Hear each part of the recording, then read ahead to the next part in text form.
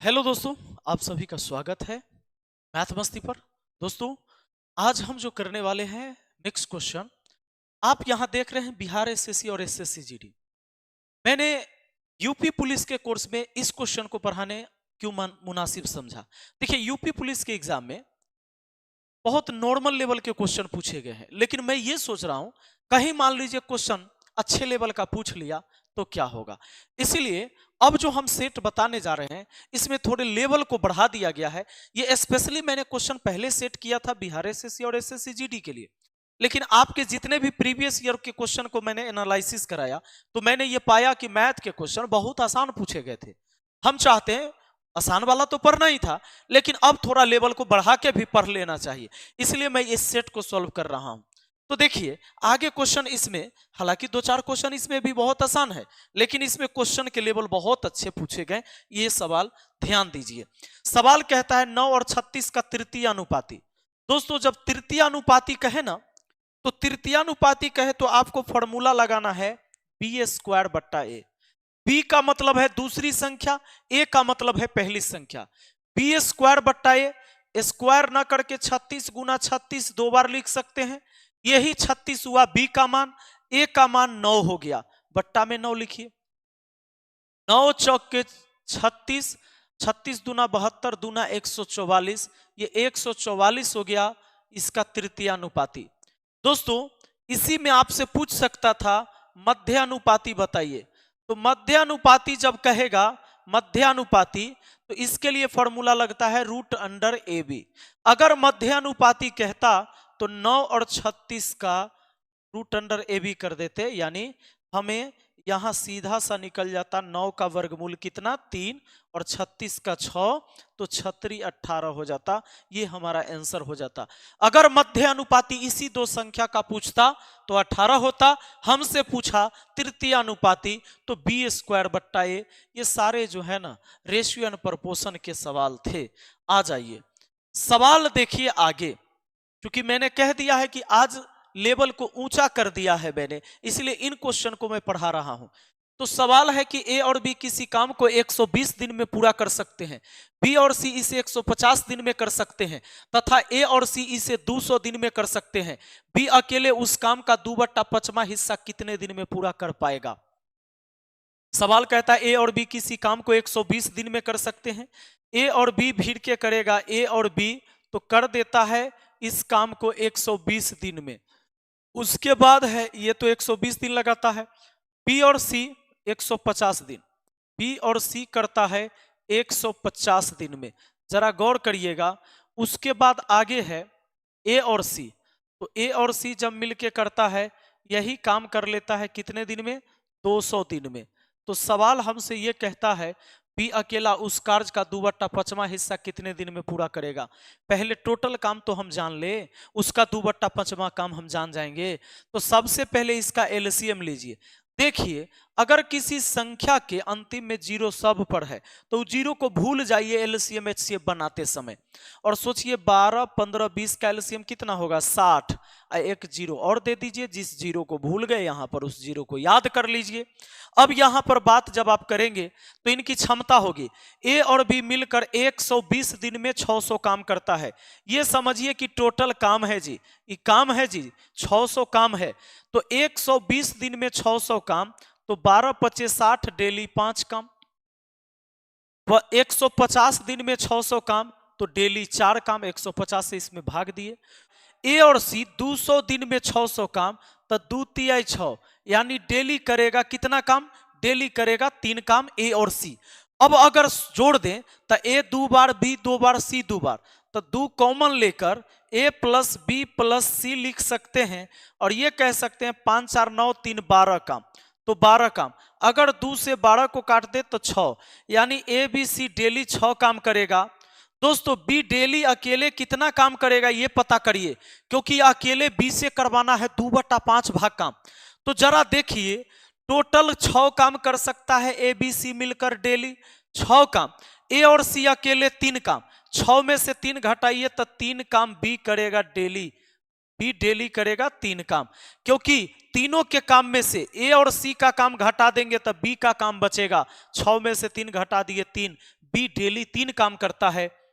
B से करवाना है पूरे काम का, पूरा काम कितना है 600, पूरा काम आपका, ओहो मैंने सबको डिलीट कर दिया, कोई बात नहीं, आप समझ जाइए कि यहां बी का क्षमता कितना निकला हुआ था 3, बी का क्षमता कितना था 3 था, तो बी का क्षमता जब 3 था, 3 काम करने का, हमको करवाना है 200 का 2/5 भाग, तो इसका मतलब कितना हुआ, एलसीएम हमारा 600 आया था ना, 600 का 2/5 भाग देख लीजिए, 5 यानी 12 दूना 24, 240, तो 240 काम करवाना है आपको। बी का क्षमता निकल के आया था कि बी डेली 3 काम करता है, बी डेली कितना काम 3 काम, तो बताइए ये 240 काम करने में बी को कितना दिन लगेगा, 3 काम डेली करता है, 3 से भाग दे दीजिए, 80 दिन लगेगा, आपका आंसर ऑप्शन बी हो जाएगा। वीडियो को थोड़ा सा बैक करके फिर से देख लीजिएगा, कोई दिक्कत नहीं है। आगे चलिए, सवाल क्या कहता है, सवाल कहता है किसी वस्तु के मूल्य में 20% की छूट किसी अन्य वस्तु के मूल्य में 25% के छूट के बराबर है, दोनों वस्तु के मूल्य क्रमशः होंगे। कहता है एक वस्तु के 20% छूट और दूसरा वस्तु के मूल्य का 25% के छूट के बराबर है। देखिए इसके 25, दूसरा वस्तु के 25% पहला वस्तु के 20% बराबर है, तब पहला वस्तु के मान ज्यादा होगा, दूसरा वस्तु के मान कम होगा, तभी बराबर होगा। अब पहला का ज्यादा होना चाहिए, इनमें पहला का कम दिया है, पहला का कम दिया है, पहला का ज्यादा होना चाहिए, चेक करते हैं इसको। तो 50 रुपया अगर पहला वस्तु का दाम है, उस पर 20% छूट दे रहे हैं, इसका क्या मतलब हुआ, आप 5 दूना 10 रुपया छूट दे रहे हैं। दूसरे वस्तु का दाम 40 है, इस पर 25% छूट दे रहे हैं, 25% मतलब 1/4, तो 4 दाही 40 यानी 10 रुपया छूट दे रहे हैं। ये दोनों छूट बराबर हुआ कि नहीं, बिल्कुल बराबर हो गया, ऑप्शन सी आपका आंसर हो गया भाई। आगे बढ़ जाइए, अगला सवाल देखिए। नेक्स्ट क्वेश्चन कहता है एक व्यक्ति 2 वस्तुएं बेचता है जिनमें से प्रत्येक का मूल्य 9180 रुपया है, उसे एक वस्तु पर 8% का लाभ होता है और दूसरी वस्तु पर 15% की हानि होती है, उसका कुल लाभ या हानि कितना होगा, यह पूछा गया हमसे। एक बात बताइए, जब 2 वस्तु का विक्रय मूल्य समान होता है और सेम चेंज रहता है, हमेशा लॉस होता है। ऐसा तब जब 2 वस्तु का विक्रय मूल्य समान रहेगा, पहला का विक्रय मूल्य दूसरा का विक्रय मूल्य समान हो और सेम चेंज हो। सेम चेंज का मतलब जितना प्रतिशत लाभ उतने प्रतिशत हानि, जैसे यहां पर 8% लाभ है, 8% हानि अगर रहता, तब ही फॉर्मूला लगता हमेशा लॉस होगा इस व्यापार में, और लॉस बराबर होगा x² बटा 100%। और बस यहां पर सवाल बना देते, x के जगह 8 रख लेते, इस 8 को चाहे इस 8 को, 8 के स्क्वायर 64, नीचे से 2 जीरो हटाना है, दशमलव यहां चल जाएगा, 0.64% हो जाता, यह हो जाता लॉस का प्रतिशत। लेकिन मेरे भाई इसमें वो बात नहीं है, इसमें वो बात नहीं है। सवाल कैसे बनेगा, यहां समान चेंज नहीं है, यहां 8% लाभ 15% हानि। एक काम कर सकते हैं, एक व्यक्ति 2 वस्तु बेचता है जिसमें से प्रत्येक का मूल्य 9180 है, तो उसका विक्रय मूल्य कितना हुआ, टोटल विक्रय मूल्य की बात करें तो टोटल विक्रय मूल्य, तो इसका दुगुना, तो 0, 8 दूना 16, 1 दूना 2, 1 3, 9 दूना 18, यही ना, 18,360 टोटल विक्रय मूल्य हुआ। अब क्या हुआ है, क्या हुआ है, जरा ध्यान दीजिएगा, उसे एक वस्तु पर 8% का लाभ होता है। देखिए 9180 रुपया में, 9180 रुपया में उसने 9180 रुपया में जब वो बेचा, 8% लाभ हुआ, तो विक्रय मूल्य हुआ 108%, विक्रय मूल्य हुआ 108%, तो 108 से भाग दे दिए 1% का मान, क्रय मूल्य निकालना है तो 100% से गुना कर दे। ये पहला वस्तु का हो गया। दूसरा वस्तु का देखिए, दूसरा वस्तु का, दूसरा वस्तु पर 15% हानि हुआ, बेचा तो 9180 में, 9180 में बेचा और हानि हुआ 15% का, 15% हानि का मतलब विक्रय मूल्य 85%, यानी यह 85% का मान है, 85% का मान है, ये 108% का मान था, 85% का मान है। अगर चूंकि 9180 विक्रय मूल्य है और विक्रय मूल्य 85% हुआ, तो 85% का मान 9180, 85 से भाग दे दिए तो 1% का मान हुआ, और 100 से गुना कर देंगे तो 100% का मान होगा। अब जरा देखिए, प्रतिशत से प्रतिशत कट गया, इसको आप काट सकते हैं 80 बार में। 0 8 कितना बार में, हाँ 108 बार में ये कटेगा सीधा 108 बार में। देखिए 108 बार में ये कटेगा 85 से, और इसको काटिएगा प्रतिशत से प्रतिशत, 108 से काटिएगा तो ई कट जाएगा आपको सीधा 85 बार में। तो ये हो गया आपका 85 100, और ये कितना हो गया आपका 10,800, 10,800। अब दोनों को जोड़ दे तो टोटल क्रयमूल्य पता चल जाएगा। तो इस सवाल में पूछा कुल कितना का लाभ या हानि हुआ, तो इसको जोड़ के देख लेते हैं। तो 10 8 18,000 हो जाएगा, 8 5 1300 यानी 19,300। 10,000 8,000 18,000 8 5 1300 यानी 19,300। तो 19,300 रुपया हो गया टोटल क्रयमूल्य। ये टोटल सीपी हो गया। अब देखिए टोटल एसपी है 18,360, तो हमें पता चल जाएगा ना। 0 10 में से 6 गया 4, ये बच गया 2, 12 में से 3 गया 9, ये हो गया बात खत्म। 940 रुपया का यहाँ पर क्या हो गया, खरीद ले थे ज्यादा में बेच दिए कम में, हानि हो गया। 940 रुपया का हानि हुआ। आपका आंसर ऑप्शन बी हुआ, आपका आंसर ऑप्शन बी। चलिए आगे बढ़ते हैं, अगला सवाल को देखते हैं। सवाल कहता है किसी धनराशि पर 8% वार्षिक ब्याज की दर पर 5 वर्ष में प्राप्त होने वाला साधारण ब्याज 340 रुपया है, वह धनराशि ज्ञात करिए। ये 340 रुपया है साधारण ब्याज, 340 रुपया, 3,040 रुपया साधारण ब्याज है।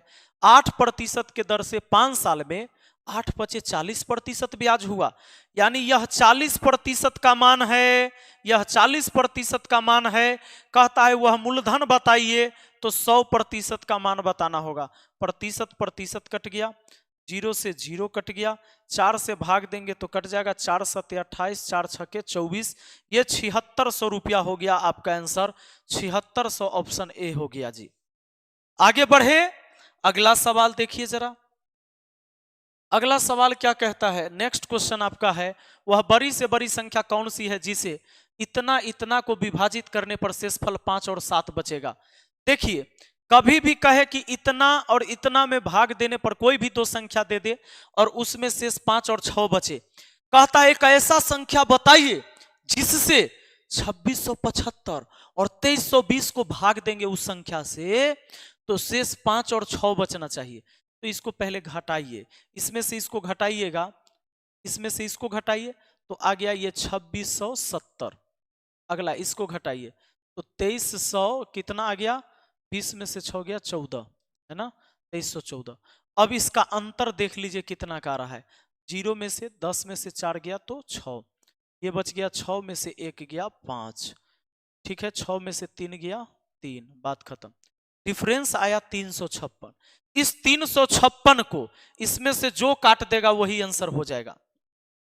तो देखते हैं, 35 है तो 17 दूना 34, यही होगा, 8 दूना 16, 17 दूना 34, 1 35। ऑप्शन सी इसको काट देगा, बड़ा से बड़ा ऑप्शन ये इसको काटेगा, इसका HCF यही हो गया 178। यानी 178 से अगर भाग दीजिएगा ना 2675 में तो शेष 5 आएगा, और वही 178 से 2320 में भाग दीजिएगा तो शेष 6 आएगा। आइए अगला सवाल पर चलिए। इस सवाल को देखिए, कहता है कि 4 6 8 12 और x का औसत 7 है, x 9 13 15 और y का औसत 9 है, तो 2x - 3y का मान क्या होगा। दोस्तों एवरेज वाला में आप जानते हैं योग बराबर होता है एवरेज इंटू n, योग बराबर होता है एवरेज इंटू n। अब बताइए औसत दिया गया है 7, औसत दिया गया है 7, कै संख्या का, 1 2 3 4 5 संख्या का औसत 7, तो इस सब को जोड़िए तो, और औसत 7 है 5 संख्या का, तो 7 × 5 = 35 योग हुआ, इधर जोड़िए तो 12 8 20 और 6 26 और 4 30, 30 यानी 30 + x, इस सभी का योग 35 के बराबर, क्योंकि एवरेज 7 दिया था 5 संख्या का, 7 × 5 = 35 योग हो गया, 30 जाके घट गया तो x का मान 5 आ गया, x का मान 5 आ गया। अब कहता है कि x 9 13, 15 और y का औसत 9 है।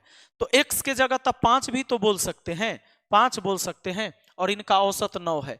अब कितनी संख्या है? 1, 2, 3, 4, 5, पांचे गो संख्या औसत 9, तो 9 पचे 45 हुआ, 9 पचे 45 योग हुआ, बाकी को जोड़िए 5 और 9, 5 और 9 14, 14 13 27, 27 और 15 42, तो 42 और प्लस y इन सब को जोड़ के 45 के बराबर, तो y का मान कितना हो गया? 3, 42 3 45। हमें इसका आंसर पूछा है, तो इतना का जो मान पूछा है, तो बताइए x का मान 5 है तो यहाँ 5 दूना 10 हुआ, माइनस y का मान 3 है तो 3 तिया 9 हुआ, 10 में से 9 घटा तो 1 आया। आपका आंसर ऑप्शन ए हो गया जी। आगे बढ़ते हैं, नेक्स्ट क्वेश्चन को देखते हैं। सवाल कहता है कि दो संख्याओं का अनुपात 9:5 है। यदि बड़ी संख्या में 8 जोड़ा जाता है और छोटी संख्या में 4 घटाया जाता है तो बड़ी संख्या छोटी संख्या से दुगनी हो जाती है। वह बड़ी संख्या निम्न में से कौन सी है? कहता है दो संख्या का अनुपात 9:5 है। मान लीजिए कि दो गो संख्या है, ये पहली संख्या ये दूसरी संख्या, और इनका रेशियो है 9:5 का। अब सवाल यह कहता है यदि बड़ी संख्या में 8 जोड़ी जाती है, पहली बात कि दोनों में x सटा दीजिए, अचर राशि कोई भी वेरिएबल, तो वेरिएबल हो गया, सुनिए, तो वेरिएबल इसमें जोड़ दिया 9x और 5x हो गया। काहे कि x x काट भी सकते हैं। 9:5 का मतलब ये नहीं होता है कि वो संख्या 9 और 5 ही हो सकता है। 9 का दुगुना 18, 5 का दुगुना 10, ये भी हो सकता है। 9 का 3 गुना 27, 5 का 3 गुना 15, ये भी हो सकता है। इसीलिए इसमें x लगा दिया गया। अब देखिए यदि बड़ी संख्या में 8 जोड़ा जाता है तो छोटी संख्या में 4 घटाया जाता है तो बड़ी संख्या छोटी संख्या से दुगनी हो जाती है। बड़ी संख्या में कहता है 8 जोड़ा जाता है, ये बड़ी संख्या है 9x, इसमें 8 जोड़ दें और छोटी संख्या में से 4 घटा दें तो कहता है कि बड़ी संख्या छोटी संख्या से दुगनी हो जाती है। छोटी अभी भी छोटी रहेगा, बड़ी अभी भी बड़ी रहेगा, क्योंकि बड़ी में जोड़ा गया, छोटी में घटाया गया। तो बड़ी संख्या छोटी संख्या के दुगनी हो जाती है। छोटी संख्या के दुगुना के बराबर ये बड़ी संख्या होती है। तो छोटी संख्या में ही 2 से गुना करेंगे तब ना बड़ा होगा और बड़े के बराबर होगा। तो ये देखिए आ गया 9x + 8 बराबर क्या हो गया? 5 दूना 10x माइनस 4 दूना 8। 10x 9x में से घट गया तो 1x हो गया, 8 8 हो गया 16। x का मान 16। आपसे पूछता है वह बड़ी संख्या क्या है? x का मान 16, 16 नमा 44 से 144 हो गया। आपका आंसर ऑप्शन सी हो गया जी। चलिए आगे देखते हैं अगले सवाल को। क्या कहता है अगला सवाल, जरा गौर करिए। सवाल का कहना यह है किसी कक्षा के 2 वर्ग A और B हैं जिनमें क्रमशः 38 और 42 छात्र हैं। यदि वर्ग ए के छात्र का औसत वजन 55 किलोग्राम और वर्ग बी के छात्रों का औसत वजन 32 किलोग्राम है तो कक्षा के सभी छात्रों का औसत वजन ज्ञात करिए। देखिए किसी कक्षा के 2 वर्ग ए और बी हैं जिनमें क्रमशः 38 और 42 छात्र हैं। कभी भी 2 क्लास हो, 3 क्लास हो, 4 क्लास हो, अगर उसमें छात्र की संख्या दे रहा है तो उस संख्या का झट से आप रेशियो ले लीजिए ताकि वो छोटा हो जाए और कैलकुलेशन आपका आसान हो जाए। तो यहां पर 38 और 42 छात्र है। 38 को भी आधा कर सकते हैं, 42 को भी आधा कर सकते हैं। 38 के आधा 19 होगा, 42 के आधा 21 होगा। इससे नीचे नहीं जा सकते हम, इससे नीचे नहीं कटेगा। ठीक है। अब देखिए ए के छात्र का औसत 55 और बी के छात्र का 32 है। बी के छात्र का 32 है, बी के छात्र का औसत कितना है? बी के छात्र का औसत 32 है और ए के छात्र का औसत कितना है? 55 है। अब 55 को 32 प्लस कितना लिख सकते हैं बताइए? इसको 32 प्लस 23 लिख सकते हैं। हाँ, 3 2 5, 3 2 5 लिख सकते हैं। अब देखिए अगर मान लीजिए कि 1900 छात्र का औसत 32 रहता, 21 छात्र का 32 रहता, सभी का एक साथ औसत पूछता तो दिक्कत नहीं था, औसत 32 से रहता। लेकिन इस बार 32 से ज्यादा होगा क्योंकि 21 छात्र का औसत 32 और 19 छात्र का औसत 32 प्लस 23। तो 32 तो जो एवरेज है वो एवरेज से अब बढ़ जाएगा। कितना बढ़ जाएगा ये पहले समझिए। 23 बढ़ा है, 32 प्लस 23 है 19 छात्र, तो 23 एक्स्ट्रा है 19 छात्र का, तो देखिए 19 तिहाई 57 के 7 हासिल 5, 19 दूना 38, 38 आ 5 43, यानी 437 एक्स्ट्रा है। 437 एक्स्ट्रा है। अगर इस 437 जो योग में वृद्धि हुआ, इसको हम सभी छात्र में बांट दे तो 19 21 कितना होता है? 40। दोस्तों 10 बार गुना करेंगे, 10 बार यानी 10 से ज्यादा बार में भाग लगेगा तो 10 दशमलव कुछ लगेगा। कहने का मतलब ये है कि एक्स्ट्रा बढ़ गया 10 एवरेज में, तब 32 और 10 होगा 42। 42 से थोड़ा ज्यादा वाला कौन है? यही है, तो यही हो जाएगा, इसी में जोड़ दीजिए। यानी भाग लगाइएगा तो 10.925 आएगा, यानी इसमें जोड़ा जाएगा 32 में 10.925। आपका आंसर आ गया 42.925, यही आंसर हो गया। आइए, और ऐसे सवाल जब भी मिलेंगे तो पूरा भाग देने की जरूरत नहीं होता है, वो पकड़ा जाता है। ऑप्शन देखिएगा। 10 नंबर सवाल को देखते हैं। बुडमास का ये अच्छा सवाल है, और बुडमास का नियम आप जानते हैं, BODMAS, यही तो होता है। बी मतलब ब्रैकेट, सबसे पहले ब्रैकेट का काम। ब्रैकेट में भी सबसे पहले अंदर वाली ब्रैकेट यानी बार ब्रैकेट, फिर छोटी ब्रैकेट, फिर मझली ब्रैकेट, फिर बड़ी ब्रैकेट पर हम पहुंचते हैं। ओ मतलब ऑफ, ऑफ मतलब का। ये का मतलब भी गुना ही होता है, पर ये ऐसा गुना है जो भाग से पहले होता है। डी मतलब डिवाइड यानी भाग, मल्टीप्लाई यानी गुना, ऐड मतलब जोड़, सब्ट्रैक्ट मतलब घटाओ। तो ब्रैकेट अगर है तो ब्रैकेट के अंदर काम शुरू होगा, यानी इतना काम तो है ही है, शुरू होगा। एक बात और ध्यान रखना है, माइनस हमेशा बाउंड्री होता है। इस सवाल को चाहे तो एक के बार में रगड़ दें। ये भाग और ये का वाला गुना, तो गुना पहले होगा 9 6 के 54, 42/54। 42/54 को अगर आप काट के लिखो तो आप काट सकते हो 6 7 42, 6 9 54, 6 7 42, 6 9 54, 7/9 हो गया। 6 7 42, 6 9 54, इतना हो गया हैंडल। अब ये माइनस है, ब्रैकेट के अंदर का सारा खेल देखो। ब्रैकेट के अंदर का खेल ऐसे लिख सकते हो, 64 बट्टा में कितना है? 48। ये जिसके आगे भाग का चिन्ह है वो बटा में चला जाएगा, गुना में 3, माइनस है तो बाउंड्री है। 15 भाग में आ जाएगा 8, गुना में कौन हो जाएगा? तो अंदर का काम कर सकते हैं, -6, भाग में कौन आ जाएगा? 9, और इस ब्रैकेट के भाग में है 1/14, भाग में 14 यानी बट्टा में 14 लिख सकते हैं। 3 से काट सकते हैं 16 बार में, और ये 16 चौके 64 फिनिश। चलिए 3 तिहाई 9, 3 दूना 6, 2 चौके 8, 3 पचे 15, 5/4। अब यहां पर समझिएगा, ये 5/4 ई माइनस, चूंकि यहां से माइनस आया, इस माइनस से टकराया। कहने का मतलब ई माइनस जब निकला तो ई माइनस माइनस प्लस बना देगा, इसको प्लस कह दीजिए। अभी प्लस हो गया, मतलब ये प्लस बन गया। अब प्लस बन गया। अब अंदर की बात देखिए, यहां बच गया 4, यहां 4, यहां 5, तो 4 चौका 16, 5 21, यानी ये इधर आया 21/14। काटेंगे 7 तिया 21, 7 दूना 14, 3/2 इधर से आया। यानी अब अगर हम बात करें, ये 4 बच गया है, ठीक है। 4 चौका 16, 16 5 21, 21/14, और 21/14 कहाँ है? ये हमारा ये है ना, 4 चौका 16 5, 21/4 है, और वो 1/14 है। यही तो है, 7 तिया 21, 7 दूना 14, यानी 3/8। ये 7/9 माइनस 3/8, एलसीएम कितना होगा? 72। 8 नमा 72, 7 सते 8 नमा 72, तो यहां हो गया 8 नमा 72, 9 8 72, 8 सते 56, माइनस 8 नमा 72, 9 तिया 27, ये 29/72। आपका आंसर 29/72 ऑप्शन डी हो जाएगा। कोई दिक्कत नहीं। आगे चलिए, अगला सवाल को देखिए जरा। कहता है निम्नलिखित में मान बताइए इतना का, प्लस यहां है, ये देखिए 523, प्लस माइनस बाउंड्री रहता है, फिर प्लस ये 523 गुना 523, पहले भाग का काम तो बट्टा में 523, इससे ही एक बार में खत्म, इससे एक गुना हुआ तो उतना ही।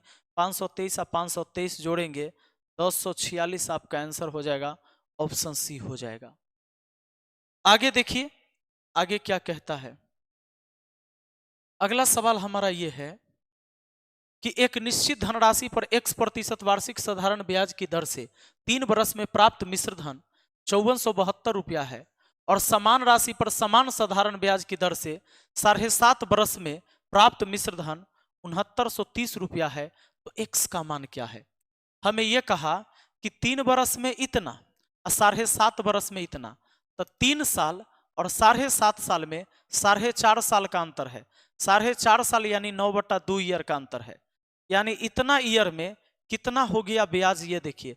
इसको घटा के देख दीजिए, 0 10 में से 2 गया तो 8, इधर से घटेगा 10 में से 2 गया 8, 12 में से 7 गया तो 5, अब ये हमारा 8 है, 8 में से 4 घटेगा तो 4, उसके बाद हमारा बच गया 6, 6 में से 5 घटेगा 1।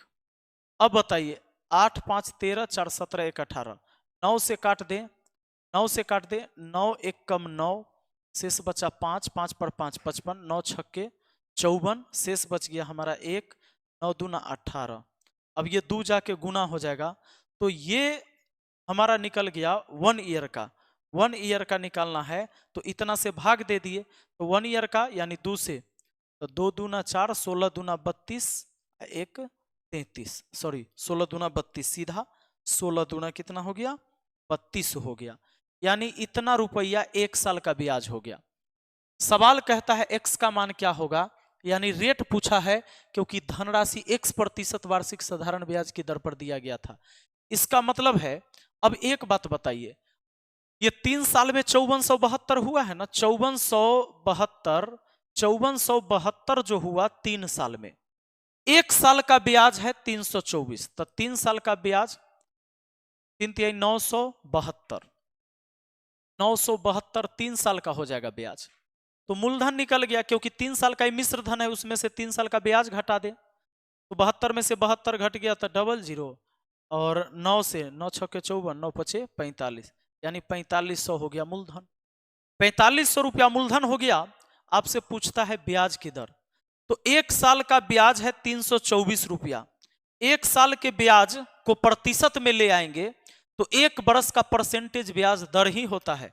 324 रुपया कितना पर आया है 4500 पर, और प्रतिशत के लिए 100% से गुना, 2 जीरो से 2 जीरो कट गया, 5 से नहीं कटेगा, 4 3 7, 3 2 5 और 4 9, 9 तो 9 से कट जाएगा, 9 से कट जाएगा, 9 तिया 27, 9 छके 54, 9 से कट जाएगा, 9 पचे 45, 36 दूना 72, यानी 7.2% हो जाएगा। आपका आंसर हो गया ऑप्शन बी। ये 1 वर्ष का परसेंटेज ब्याज है, 7.2%, 1 वर्ष का परसेंटेज ब्याज दर के बराबर ही होता है। जैसे 10% के दर से 1 साल में परसेंटेज ब्याज 10% होगा, तो जितना रेट उतने परसेंटेज ब्याज, लेकिन 1 साल का। इसको देखिए, कहता है कि 3 संख्या 4 9 13 के अनुपात में है और इनका लघुत्तम समवर्तक 2340 है, इनका महत्तम समवर्तक क्या होगा। तो 3 संख्याएं हैं, पहली दूसरी और तीसरी। 3 संख्याएं हैं 4 अनुपात 9 अनुपात 13 के अनुपात में, और इनका लघुत्तम समावर्तक 2340 है। तो देखिए इसमें कोई कॉमन फैक्टर नहीं है, तो इसका लघुत्तम जो होगा इसका गुणनफल ही होगा, और गुणनफल मतलब इनका जो एलसीएम होगा गुणनफल ही होगा, और एलसीएम दिया है 2340, तो 2340 को इतना से भाग दे दीजिए, 4 गुना 9 गुना 13 से। क्यों? क्योंकि यही एलसीएम है, और एचसीएफ निकालना है तो एचसीएफ 1 होगा, एचसीएफ निकालना है तो एचसीएफ 1 होगा। 4 9 13 का एचसीएफ क्या होगा, अनुपात में 1 होगा, 1 से गुना कर लीजिए। 4 3 7 और 2 9, 9 से कट जाएगा तो काट दीजिए, 9 दूना 18, 5 9 छक्के 54, 13 दूना 26, 20 बार में, 4 से काट दिए 5 बार में, यानी 5 हो गया, 5 एकम 5, यानी इसका मौसम 5 हो गया जी। लस इसका गुणनफल हुआ, इसलिए गुणनफल से भाग दिए, 1 यूनिट का मान निकला, और मौसम तो 1 यूनिट होगा तो 1 यूनिट का ही मान निकलना था, 5 आंसर हुआ। जरा देखिए इस सवाल को, सवाल क्या कहता है, आइए प्रश्न कहता है ए किसी कार्य का 2/5 भाग 6 दिन में कर सकता है और बी उसी कार्य का 30% भाग 3 दिन में कर सकता है। उन्होंने 4 दिन तक एक साथ काम किया, शेष कार्य अकेले सी द्वारा 6 दिन में पूरा किया गया। बी और सी मिलकर मूल कार्य का 70% भाग कितने दिन में पूरा कर सकता है, यह पूछा है। ए किसी कार्य का 2/5 भाग 6 दिन में, तो 2/5 भाग काम अगर 6 दिन में करता है तो देखिए 2 तिहाई 6, पूरा काम 15 दिन में।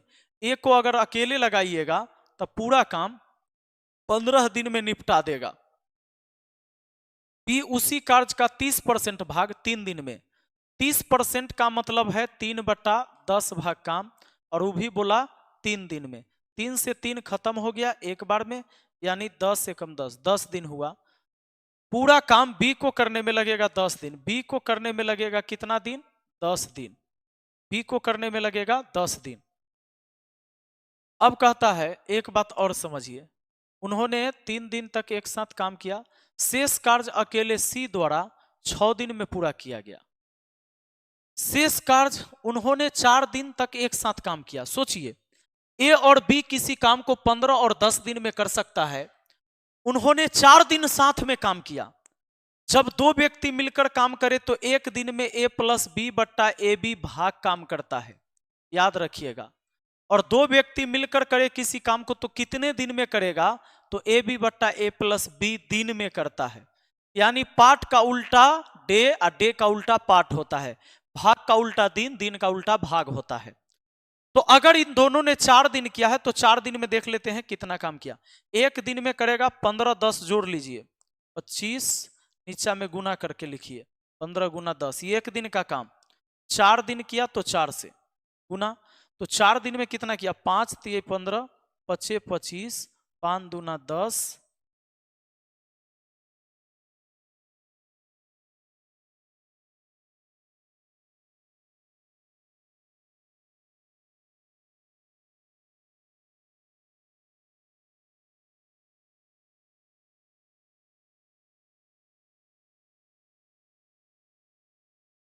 ध्यान दीजिएगा। तो अगर एक दिन की बात करें तो 15 10 कितना हुआ 25, और नीचे में गुना करके लिखिए 15 गुना सीधे 10 लिख लीजिए। ये एक दिन का काम है, इसने 4 दिन किया है, दोनों ने ए और बी 4 दिन किया है, तो 4 दिन का देख लेंगे कितना काम हुआ। 5 से काटेंगे 25 25, 5 तिये 15, 5 दूना 10, 2 दूना 4, यानी 2/3 भाग काम कर लिया। शेष कितना बचा, 1/3 भाग। कहता है कि सी, शेष कार्य अकेले सी द्वारा 6 दिन में किया जाता है, यानी 1/3 भाग जो ये काम बचा इसको सी कर देता है 6 दिन में। तो पूरा काम सी कर सकता है 18 दिन में। सी पूरा काम कर सकता है 18 दिन में, तो सी का निकल गया कि सी को पूरा काम करने में 18 दिन लगेगा। अब सवाल यह कहता है कि बी और सी मिलकर मूल कार्य का 70% भाग कितना दिन में करेगा। अगर बी और सी मिलकर करेगा तो कोई काम इतना दिन में कर देगा, दो व्यक्ति मिलेगा तो यही फॉर्मूला लग जाएगा। तो 10 गुना 18, 10 गुना 18 और 10 18 जोड़ के लिखिए नीचे 28, इतना दिन लगेगा पूरा काम करने में। तो 70% भाग काम करवाना है तो 70% समय लगेगा, यानी 7/10 समय लगेगा। 10 से 10 खत्म, 7 चौके 28 खत्म, 4 का आधा 2, 18 का आधा 9, 9/2 का मतलब होता है 4.5, 4.5 दिन लगेगा। आपका आंसर ऑप्शन बी हो गया। सवाल अच्छे लेवल का था। आगे बढ़िए, अगले सवाल को देखिए। सवाल यह कहता है 5 वर्ष पूर्व ए बी और सी की आयु का अनुपात 4:5:6 था। उनकी वर्तमान आयु का योग 135 वर्ष है। अब से 3 वर्ष बाद बी और सी की आयु का योग क्या होगा, जरा ध्यान दीजिएगा।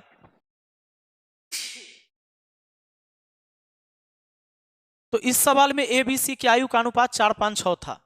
ए बी सी की आयु का 4, 5 और 6 था आयु का अनुपात। उनकी वर्तमान आयु का योग 135 वर्ष है। वर्तमान आयु 135, यही कब का है, 5 साल पहले का, 5 ईयर एगो, 5 बरस पहले का है। तो 5 बरस पहले का रेशियो है तो रियल रेशियो को भी 5 बरस पीछे ले जाइए, तो 135 साल तीनों है, लेकिन 5 साल पीछे जाएंगे तब 15 घटेगा, 5 5 साल तीनों, तो 120 वर्ष हो गया। 5 बरस पहले तीनों का योग 120 हो गया, तो तीनों का योग 120 हो गया 5 साल पहले। तो 6 5 11 4 15, 15 से अगर भाग दे देंगे तो 1 यूनिट का मान निकल गया, 15 8 20 से 1 यूनिट का मान निकल गया 8। तो 8 चौके 32 का 1 रहा होगा, 1 8 5 40 का रहा होगा, 1 8 6 48 का रहा होगा, आज से 5 साल पहले। सवाल कहता है 3 बरस बाद बी और सी की आयु का योग क्या होगा। बी और सी की आयु का योग 3 बरस बाद। पहली बात कि अगर इसमें 5 जोड़िएगा तब वर्तमान में आइएगा, फिर 3 जोड़िएगा तब 3 बरस बाद जाइएगा, यानी 8 जोड़ना है, 8 इसमें भी जोड़ना है, अच्छा 8 इसमें भी जोड़ना है, 8 सब में जोड़ दीजिएगा तो चले जाइएगा, इसमें भी 8 जोड़ दीजिए, तो 48 में भी 8 अगर जोड़ लीजिएगा, 48 में 8 जोड़ दीजिएगा तो आप चले जाएंगे 3 बरस बाद, वर्तमान से 3 बरस बाद, क्योंकि 5 साल पहले वाला में 5 जोड़े तो वर्तमान में आए और फिर 3 जोड़े तो 3 बरस आगे गए। तो बोलिए 32 8 ही हो गया 40, ई हो गया 40 8 48 साल का, ये कितना हो गया 48 8 56 साल का। हमें बी और सी का कहा है, 8 6 14 के 4 ऑप्शन गलत दिया है, ऑप्शन में किसी और का दे दिया, 56 40 96 दिया है, गलत दिया है। तो 8 6 14 के 4 हासिल 1, 5 4 9 1 10, 104 साल का हो जाएगा बी और सी का योग। ऑप्शन में नहीं है, गलत है, एक ऑप्शन बना लीजिए 104, ऑप्शन ई। क्या कि इसमें दे दिया है, इसमें दे दिया गया 40 और 56 जोड़ के दिया गया, ए और सी का दिया, यहाँ ए लिख देते तो हमारा आंसर आ जाता, ए लिख देते तो ए और सी का 96 हो जाता। ठीक है, चलिए आगे बढ़ जाइए, मिस्टेक है वहां। सवाल क्या कहता है देखिए, यदि एक निश्चित धनराशि पर 9% वार्षिक ब्याज की दर से 2 बरस का चक्रवृद्धि ब्याज 3762 रुपया है तो वह धनराशि कितनी है। 2 बरस का यह चक्रवृद्धि ब्याज है, 2 बरस का 9% वार्षिक ब्याज की दर से। एक बात जानते हैं, मूलधन और मिश्रधन का रेशियो अगर लिखना हो मुझे, 9% के दर से, रेट अगर 9% है, 9% का क्या मतलब है, इसका मतलब है कि 9/100। अब बताइए अगर 100 मूलधन है तो मिश्रधन हो गया कितना, 9 रुपया ब्याज है तो मिश्रधन 109। 2 साल का चर्चा किया है तो स्क्वायर करिए, कर दिया, इसका स्क्वायर हो जाएगा कितना 10,000, इसका कितना हो जाएगा, तो 9 का स्क्वायर 81 लिखिए, 109 में 9 जोड़िए 118 हो गया, 10,000 11,881, यानी 1881 ब्याज हुआ। ब्याज दिया है 3762, ये 3762 ब्याज की तुलना ब्याज से करेंगे, 3762 की तुलना हम 1881 से करेंगे, और हमें जिसके बारे में पूछा, धनराशि पूछा है 10,000, तो 10,000 का मान निकालेंगे, 10,000 से गुना करेंगे। ब्याज का तुलना ब्याज से, ब्याज का तुलना ब्याज से, मिश्रधन का तुलना मिश्रधन से, मूलधन का तुलना मूलधन से, ऐसे ही तो लिखना है। इसको काटे आप 2 बार में तो ये 20,000 हो गया, कितना आ गया 20,000 हो गया। आपका आंसर ऑप्शन बी हो गया जी। आगे देखिए दोस्तों, अगले सवाल पर आइए। सवाल कहता है यदि एक त्रिभुज की भुजाएं 21 सेंटीमीटर, 35 सेंटीमीटर और 28 सेंटीमीटर है तो इसकी अंतः त्रिज्या की माप कितनी होगी। सबसे पहले किसी त्रिभुज के अंदर कोई वृत्त है तो इसकी त्रिज्या अगर निकालनी है तो इसका फॉर्मूला होता है डेल्टा बटा एस। डेल्टा का मतलब है त्रिभुज का एरिया और एस का मतलब है उसका अर्ध परिमाप। इसमें एरिया और अर्ध परिमाप दोनों निकालना होगा। और एस क्या होता है, भुजाओं के लंबाई का योग, ए प्लस बी प्लस सी, भुजाओं के लंबाई के योग का आधा। पेरीमीटर तो तीनों भुजा के लंबाई का योग होगा, लेकिन अर्ध परिमाप जो होगा, परिमाप का आधा, परिमाप का आधा अर्ध परिमाप होता है। मेरे भाई एक बात बताइए, यदि एक त्रिभुज की भुजाएं 21 सेंटीमीटर, 35 सेंटीमीटर और 28 सेंटीमीटर है तो उसका अर्ध परिमाप क्या हो जाएगा। सबको जोड़ लेते हैं, सबको जोड़ते हैं, 8 5 13 1 14 के 4, 2 3 5 4 2 और 3 5 और 2 7, 7 और 1 8, 84। तो 84 को 2 से डिवाइड कर देंगे, 42 हो गया इसका अर्ध परिमाप। अब त्रिभुज का एरिया निकालने का तो फॉर्मूला आप जानते हैं, हीरो वाला formula, S minus A, S minus B, S minus C. याद है कि भूल गए? याद है, आ जाइए। तो त्रिभुज का एरिया निकालिए, S के जगह आप 42 रखेंगे, 42 में से पहली भुजा 21 घटेगी, 21 बचेगा। 42 में से दूसरी भुजा 35 घटेगी, 7 बचेगा। 42 में से 28 घटेगा तो 14 बचेगा। हम इसको लिख सकते हैं 2 सते 14। हम इसको लिख सकते हैं, ये देखिए 21 दूना 42, 2 गुना 21, 2 गो 2 है, 1 2 बाहर आ जाएगा, 2 गो 21 में से एगो 21 बाहर आ जाएगा, 21 2 गो था, हाँ हो गया। अब 2 गो 7 में से एगो 7 बाहर आ जाएगा। यही हो गया त्रिभुज का एरिया। त्रिभुज का एरिया हो गया ये। हमें निकालना है रेडियस। तो त्रिभुज का एरिया 2 गुना 21 गुना 7, 2 गुना 21 गुना 7, और हमको नीचे उसका अर्ध परिमाप लिखना है। तो अर्ध परिमाप 42 है। इस 42 से इस 42 को काट सकते हैं, त्रिज्या 7 सेंटीमीटर हो गया। ऑप्शन बी हो गया जी, ऑप्शन बी। आगे बढ़ते हैं, अगले सवाल को देखते हैं। अगला सवाल क्या कहता है? एक दुकानदार के पास कुछ खिलौने हैं, वह 2/3 खिलौना को 35% के लाभ पर और शेष खिलौने को 10% की हानि पर बेचता है। उसका कुल प्रतिशत लाभ कितना है?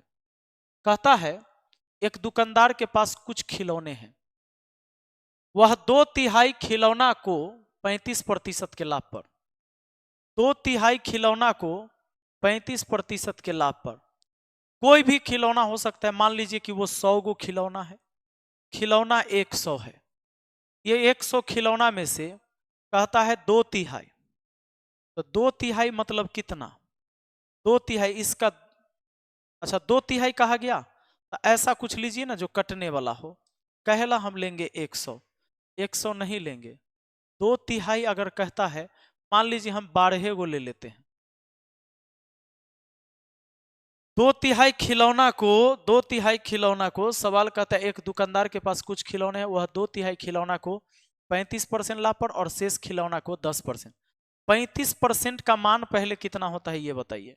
35%, प्रतिशत का मतलब बट्टा में 100, 5 से काटे 7 बार में, 5 से काटे 20 बार में, और 10% का मान कितना होता है? तो 1/10। 10% का मान 1/10, 10% का मान 1/10 होता है।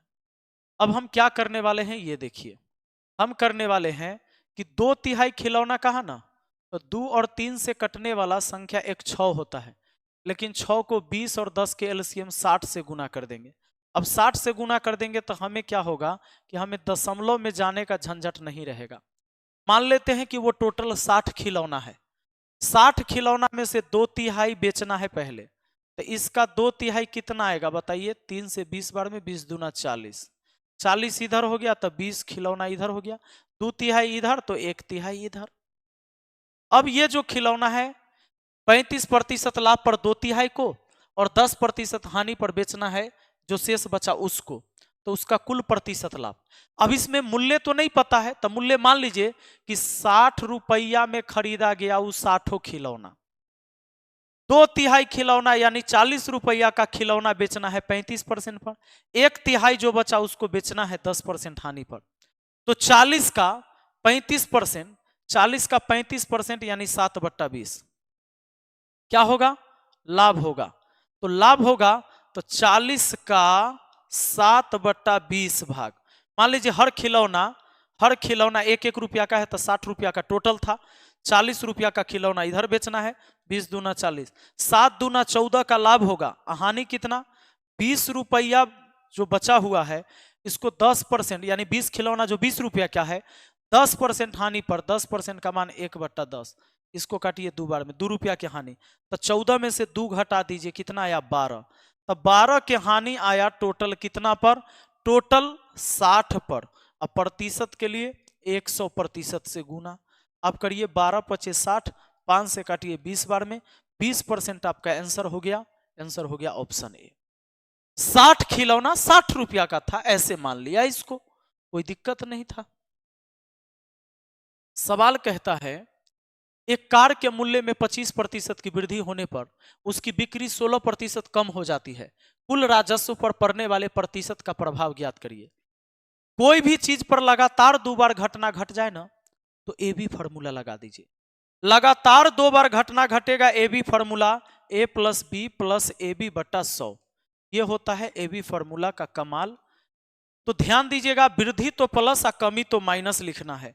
अगर वृद्धि हो रहा है तो प्लस देना है, कमी हो रहा है तो माइनस देना है। कहता है एक कार के मूल्य में 25% की वृद्धि हुई, तो 25% की वृद्धि हुआ, उसके बिक्री में 16% कमी, तो 16 के कमी हुआ। फिर आगे दोनों को गुना करके लिखना है, तो जैसे ए और बी गुना में है, तो 25 और 16, एगो प्लस में एगो माइनस में, तो माइनस में हो जाएगा 25 गुना 16 बट्टा में कितना 100%। 25 चौका 100, 4 से काटे 4 बार में। अब बताइए यहां पर माइनस में 4 आया, -4 और -16 -20, तो 25 में से 20 घटेगा, प्रतिशत में आप कितना कहेंगे, कहेंगे 5%। प्लस में आया यानी 5% वृद्धि हुआ, 5% वृद्धि हुआ। आगे बढ़ते हैं, अगले सवाल की तरफ चलते हैं। अगला सवाल क्या कहता है देखिए, एक डीलर ने 4% हानि पर एक वस्तु बेची, यदि उसने इसे 120 रुपया अधिक में बेचा होता तो उसे 8% का लाभ प्राप्त होता। 11% लाभ प्राप्त करने के लिए उसे उस वस्तु को किस मूल्य पर बेचना चाहिए। अरे भाई, एक डीलर ने 4% हानि पर एक वस्तु बेचा, यदि उसने उसे 120 रुपया अधिक में बेचा होता, यानी पहले के विक्रय मूल्य से 120 अधिक में बेचा होता, तो 8% का लाभ होता। एगो बात बताइए, पहले 4% हानि, मान लीजिए कि यहां ये वस्तु का मूल्य है, ये वस्तु का मूल्य है, इससे पहले वो 4% हानि पर बेचा और फिर इसी से 8% लाभ पर बेचा, तो गैप कितना का हो गया, यहां से यहां का 8 4 12% का। मान लीजिए कि 4 सीढ़ी पीछे आए, फिर 4 सीढ़ी आगे जाना हो रहा है, तो जो अंतर आया वो 12 सीढ़ी का, तो 12% का अंतर रुपया में 120 रुपया का अंतर विक्रय मूल्य में हुआ, क्योंकि 120 रुपया बढ़ गया, तो 12% का मान है 120, 12% से भाग दिए तो 1% का मान हुआ, और आप चाहते हैं 11% लाभ कमाना, तो 111% पर सामान को बेचना होगा। 12 दहाई 20 से, 12 दहाई 20 से, यानी 1100, 12 दहाई 20 से 1110 रुपया। 1110 रुपया कहाँ हो गया, ऑप्शन सी हो गया। 11% लाभ कमाने के लिए, 11% लाभ कमाने के लिए आपको बेचना होगा, ठीक है, 1110 में। चलिए बहुत बहुत धन्यवाद, मिलते हैं फिर हम अगले वीडियो में, इसको यहीं तक रहने देते हैं। Thank you.